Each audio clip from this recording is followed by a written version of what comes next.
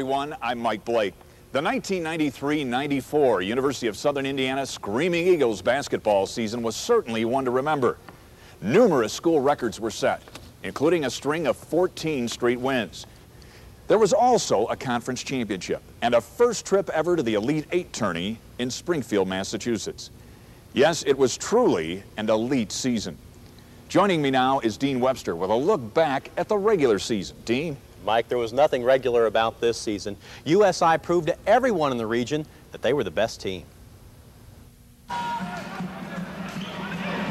Despite making the NCAA tourney during the 1992-93 season, the Eagles were snubbed by the voters that do the region rankings early in the season. And I told my players, I said, they just don't think we're good. They think what we did last year was a fluke.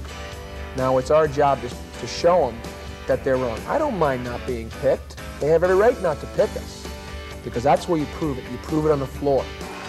Bruce Pearl's team would soon prove to everyone they were good enough. From mid-December to early February, the team did not lose a game. Four-year starter Chris Bowles was only eligible for the second semester.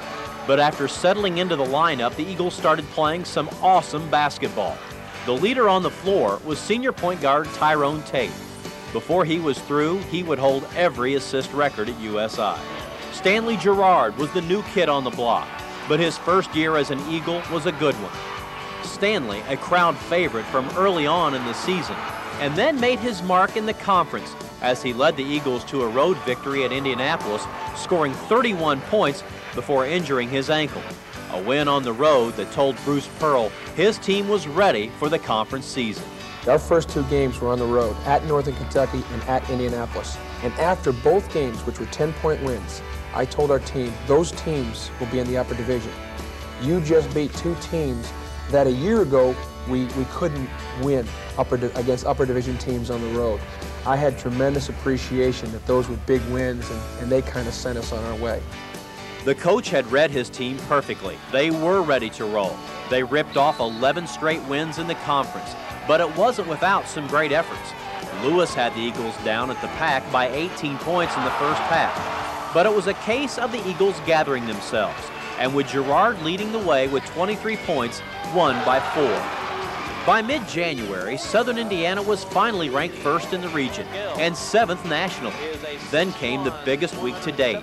20th ranked Quincy and 13th ranked Kentucky Wesleyan. Televised live, USI ripped Quincy apart by 24 points. Bowles led the way, scoring 26 points and pulling down 19 rebounds. Later in the week, it was arch-rival Kentucky Wesleyan. Again, the Eagles looked impressive, knocking off the perennial powerful Panthers by 14 points, this time Tyrone Tate leading the way with 22 points.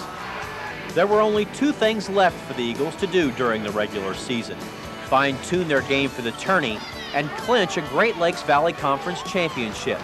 They did both against Northern Kentucky.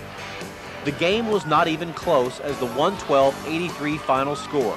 The Eagles shot an incredible 74% in the second half, on their way to winning the conference title. I've always thought about it, but I never thought it'd happen.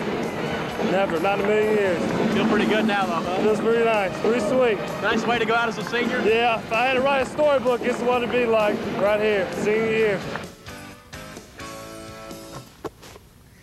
You know, chances are, as you look at those season highlights, you'll notice a common theme. Game after game, the Eagles were led by the big three: sophomore Stanley Gerard, senior point guard Tyrone Tate, and of course the Division II Player of the Year, Chris Bowles.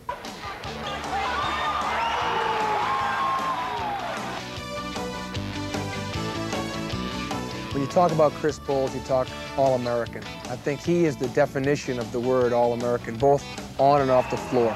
What he did here at the University of Southern Indiana over a period of 4 years, over 2,000 points and 1,000 rebounds, is just remarkable. To be the GLVC Player of the Year as a senior, to lead us to the national final game, and to be Player of the Year as voted by the Division II Bulletin, is just an unbelievable accomplishment. Probably nobody that I've ever coached cared more about how he played and how the team did than Chris Bowles.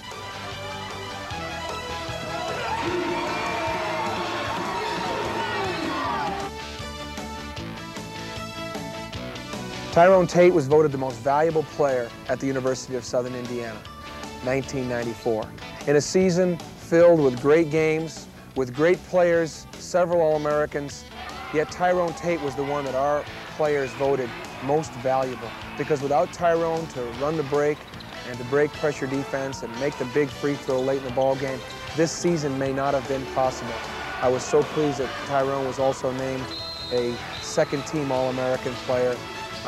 He was the high octane that we needed to make our offense run.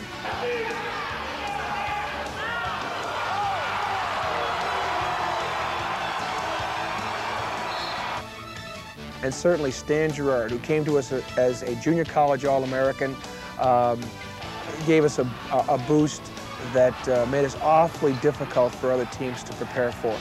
Stanley's the human highlight reel, Superman Stan Gerard. He plays with such energy, such emotion. He's got some skills that not many people at this level have, and I look forward to working with Stan in the future. The Eagles' season was the best in the school's history, but just getting into the NCAA tourney wasn't good enough this year. The Eagles were snubbed of getting the top seed in the regional, but did get to host the tourney for the second year in a row, much to the delight of Eagle fans that gathered to watch the pairings show. Getting to host was worth not getting the top seed, because this proved to be the Eagles' ticket for eventually making it to the Elite Eight tourney in Springfield. It's the ticket to the Elite Eight. It really is. And we didn't take advantage of that pass last year. And this year we were bound and determined to. We don't get to host the regional unless our program is to the point where it's recognized as one of the best programs in the country. And Dean, when you look at that regional, I think this year's field was even stronger than last year's. Tougher field this year, but I still think it was fairly evident when all the teams got here in Evansville, USI was the best team here. In the first game of the tourney, the Eagles ran into Kentucky Wesleyan. Now, the Panthers had already pinned a loss on the Eagles, and this game was another that went right down to the wire. But USI finally put the clamps on in the final 3 minutes of the game as they pulled away and celebrated an 11-point victory. We thought we could beat Wayne State. And we also, once again, did not like the fact that although we had a better winning percentage than Wayne State, we got placed number two in the region. And I think they looked back at the year before when Northern Michigan and Wayne State came in and beat USI in Fort Wayne, and they placed their league ahead of our league. That won't be the case anymore. The next night was another one of those games that the Eagles landed the knockout punch early. Wayne State was no match for the Eagles. Chris Bowles, for the second straight night, had 23 points to lead USI. The final score, 112-84, and the celebration was on. This team was headed to Springfield. We have talked at length about the big three, Bowles, Tate, and Gerard. But the Great Lakes Regional was an example of how the rest of the team knew their role and played them well. We were only as good as those guys coming off the bench made us. You know, a lot of coaches will talk about, well, they don't have the depth. We all have the depth. They're all sitting there. You can't tell me that the bottom 5 guys are as good as the top 5 guys. They're not. But I have a belief in a system where I'm willing to play those guys, because I know if those guys that are coming off the bench play with great intensity, with great emotion, and have certain gifts, they're going to make us a better basketball team. And there are certain times in the game when you've got to have your best players on the floor, but I thought the fact that those reserves stayed focused